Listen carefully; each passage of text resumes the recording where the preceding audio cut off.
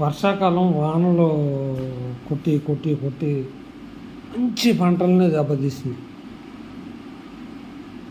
ఎకరానికి 45 బస్తాలు 50 బస్తాలు 55 బస్తాలు పండే పంటలు ఇవాళ 20లు 30లు అవుతున్నాయి.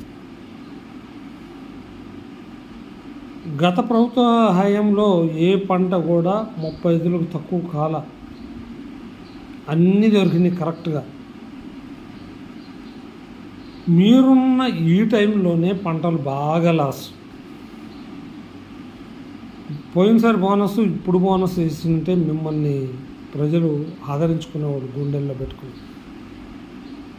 అసలు మీకు మంత్రులకు కానీ వీళ్ళకి కానీ భోజనం అట్ట చేయబుద్ధి వస్తుంది సార్. అన్నదాత అంత పస్తులు ఉంటా ఉంటే, అన్నదాత పంట పండక బాధపడతా ఉంటే,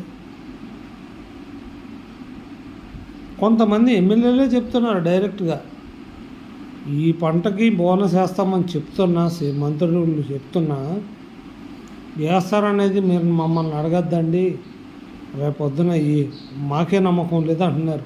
డైరెక్ట్ చెప్పేస్తున్నారు ఊళ్ళల్లోకి వచ్చి.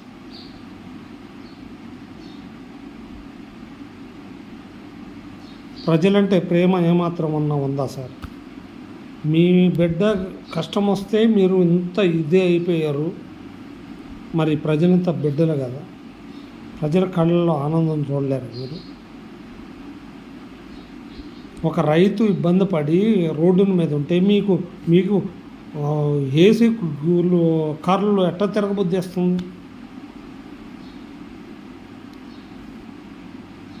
ఎట్లా నిద్రపోగలుగుతున్నారు మీరు?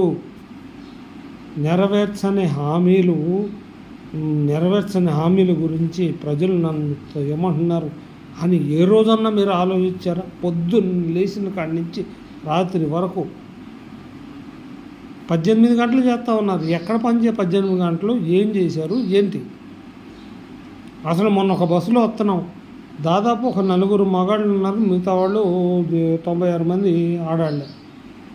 మరి మీకు ఆదాయం ఎట్టా వస్తుంది? ఏపీఎస్ఆర్టీసీకి ఎలా, టీఎస్ఆర్టీసీకి ఎలా ఆదాయం వస్తుంది? మీరు ఏ విధంగా ఆదాయం